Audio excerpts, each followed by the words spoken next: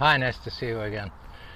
So today I would like to do a big picture video about Maui and another jurisdiction that I'll get to in a second.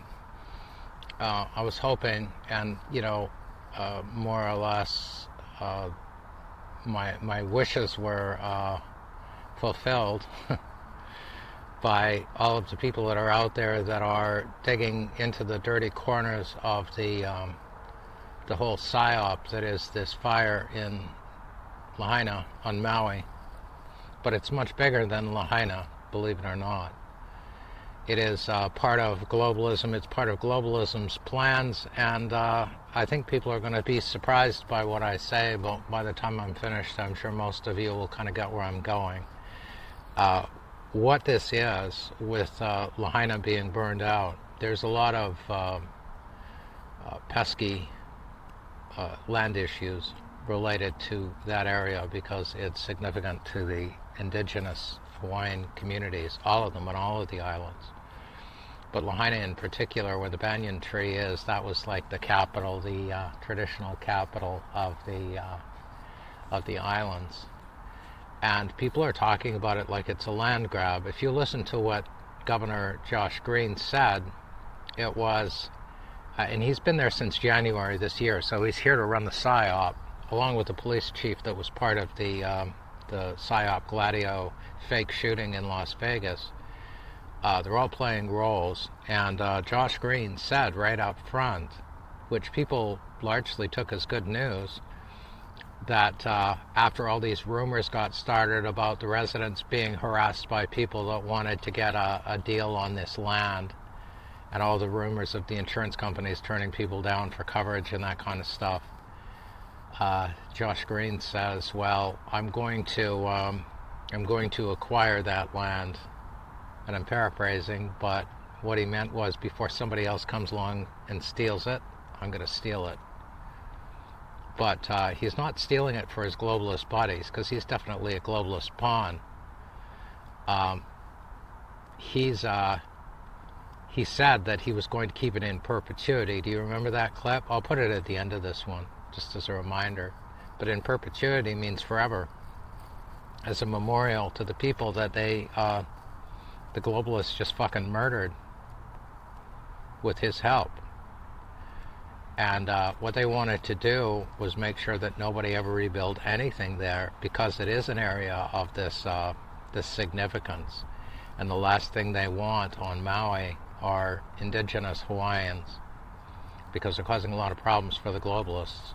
And what they really want is Maui to be a globalist fortress that is immune to pitchforks and torches. That's why people like Oprah own 2,000 acres there. You know, of course she is. She doesn't need 2,000 acres. She's not going to be running herds, although they will have meat animals over there once all of the indigenous people and the interlopers, that's anybody who's not indigenous and isn't a globalist, because they're going to run them off too, because climate change, because what just happened in Lahaina. Do you see how this works? I'm going to go a little bit more into the nitty-gritty just so that you can understand what's happening. There's a power company in Hawaii called the Hawaii Electric Company, and they supply 95% oil-fired power, 95% of all Hawaiians on all the islands. And Maui was designated a smart island. A smart island means the Sustainable Development Goals, UN Agenda 2030 island, where only renewables and only people that can actually produce their own power are going to be allowed to get building permits. Now, the electrical grid has easements like the government of Hawaii, the state government.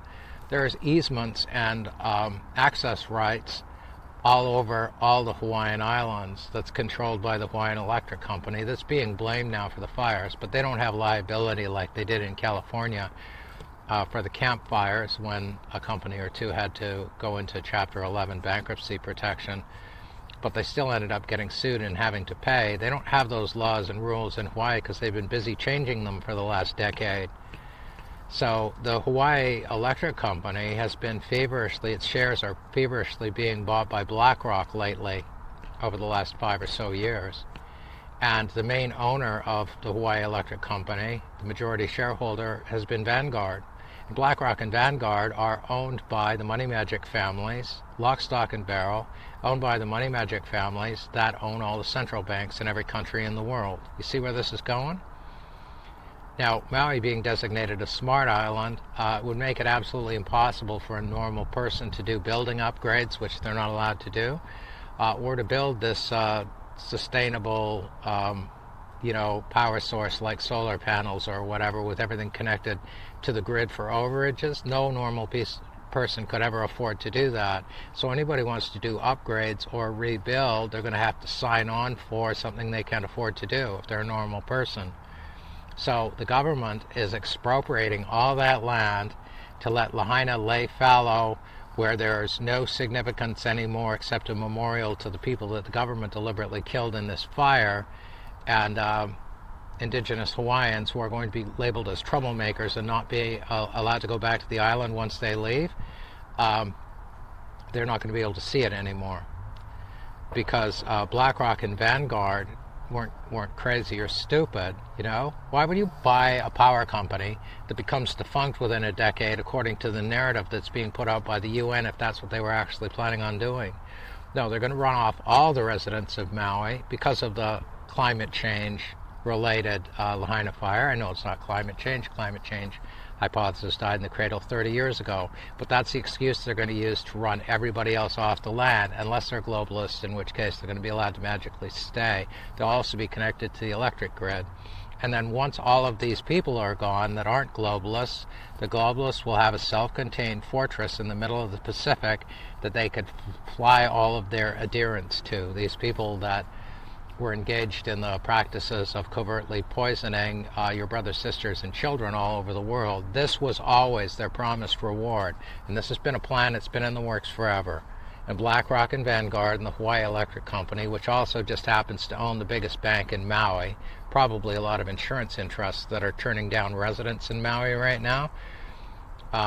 They're building a globalist fortress, and they're probably going to grab other islands, because not just Oprah with her 2,000 acres, but Zuckerberg in Kauai just muscled a bunch of residents out. He's got about 1,500 acres over there. They'll probably grab a couple of other islands as well.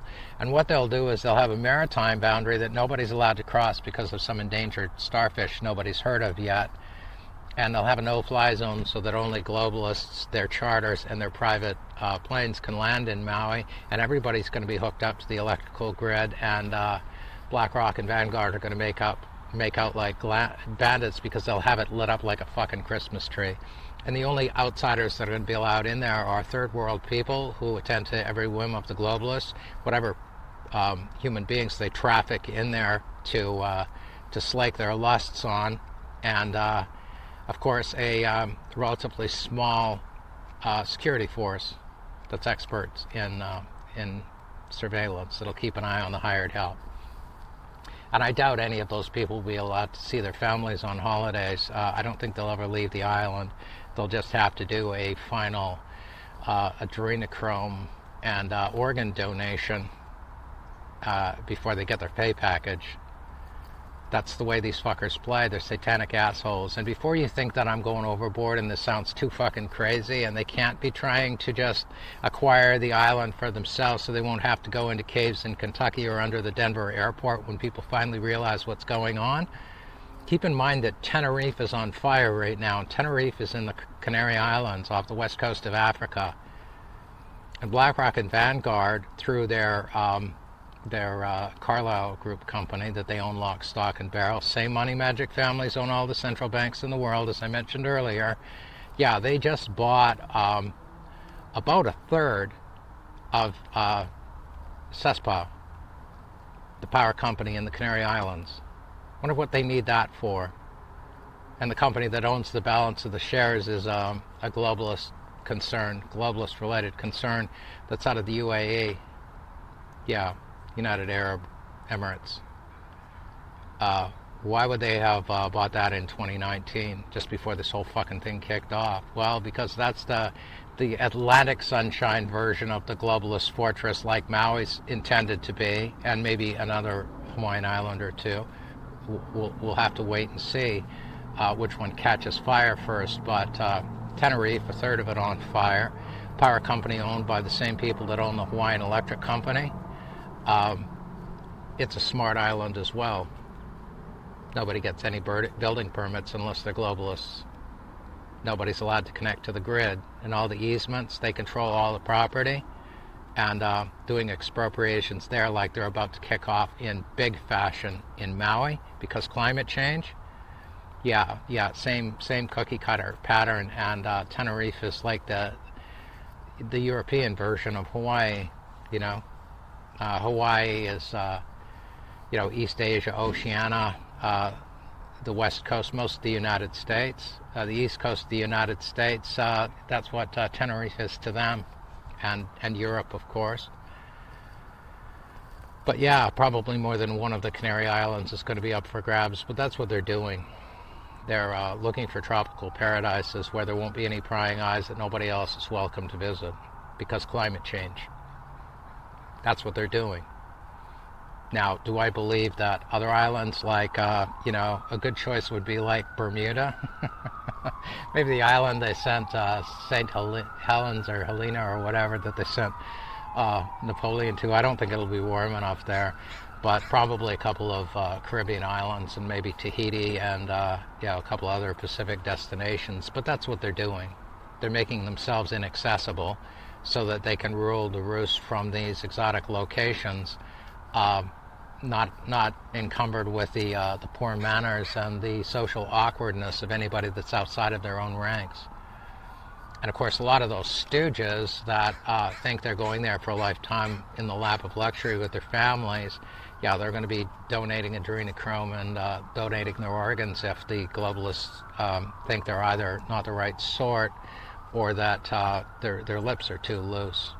But rubbing shoulders with all these VIPs in Tenerife and Maui is going to be de rigueur according to the globalist imagination. Everybody that lives there will know which fork to use at dinner.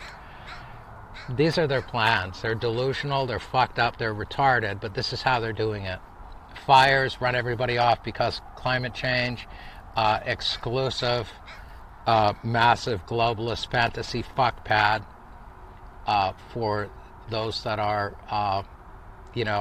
the in crowd, the hip crowd. That's what they're looking for. And that's what they're doing.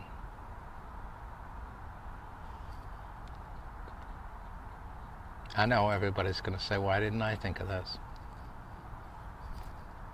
No, the big question is, what are you going to do about it? I'm already thinking about ways for the state to acquire that land so that we can put it into workforce housing, to put it back into families, or to make it open spaces in perpetuity as a memorial to people who were lost. We want this to be something that we remember after the pain passes as a magic place. And Lahaina will rebuild. The tragedy right now is the loss of life. The buildings can be rebuilt over time. Even the banyan tree may survive. But we don't want this to become a cleared space where then, yes, people from overseas just come and decide they're going to take it. The state will take it and preserve it first.